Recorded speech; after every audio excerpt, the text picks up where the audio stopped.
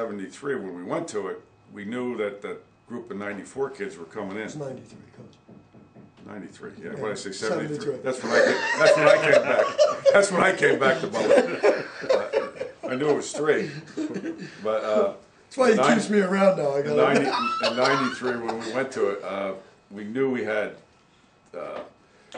those kids that David Conklin and Medine and Davenport and Bobby Brown and Scotty Van Zyl, and the linemen were athletic and big, and you know there's just endless people. It was and there was a clinic at Hofstra where Manny was the offensive coordinator, and it said run and shoot camp, but he always referred to it as a spread. And I said to Mark, I said, I'm going because, you know, we're really predictable right now. Because I think we got worried back in 1990 because they were calling plays when we come to the line of scrimmage. And we were playing DePaul, and it was our only loss that year because we won a state championship that year.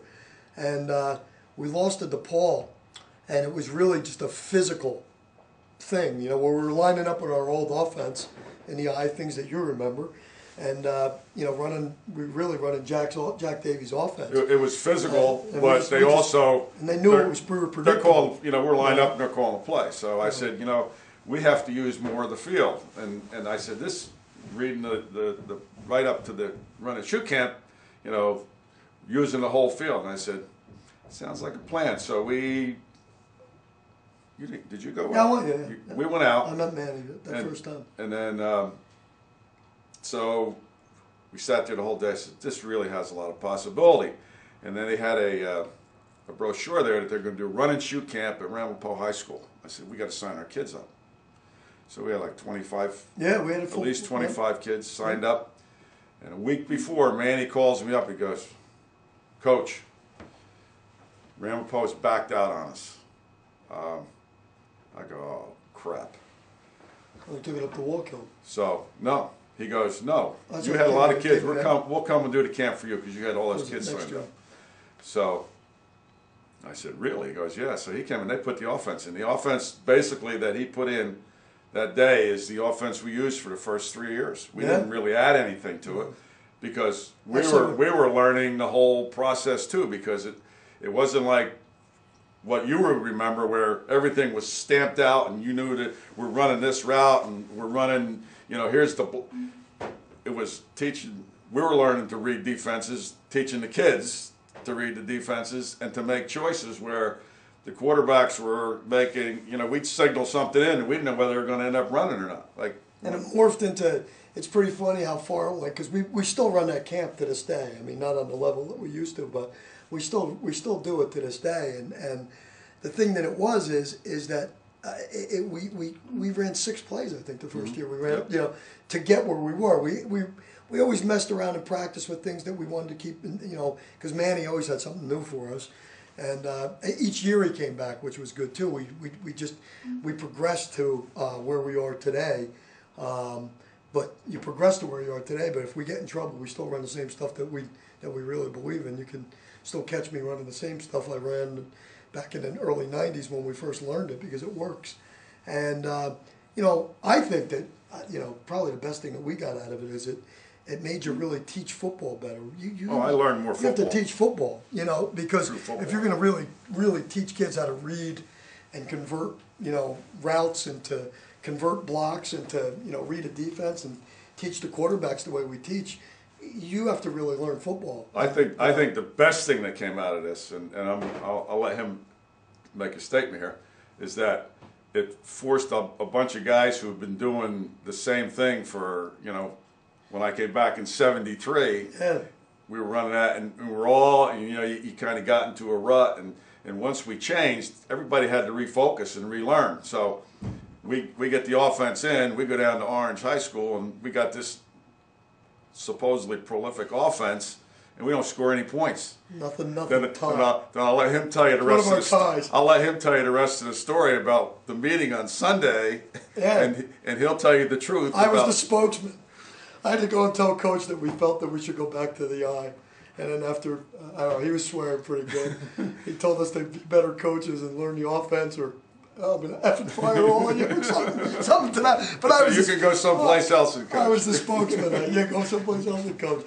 But Manny did something when we were at that clinic, and I'll never forget it because I use it now if I speak at a clinic or to youth coaches or something. That he said, raise your hand if you're running the offense or defense that you learned in high school from your high school coach.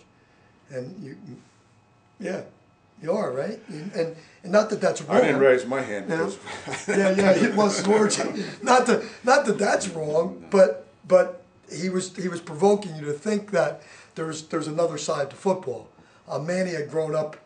Manny's dad was a coach at Shady Side, Ohio, very successful high school football coach in his own right. Manny grew up in a single wing, so he wasn't a run and shoot guy. He didn't know it. He researched it, learned it, and because like the Delaware offense, believe it or not, there's this whole group of guys out there that run the real true run and shoot, and Manny's one of the architects. I have a theory though.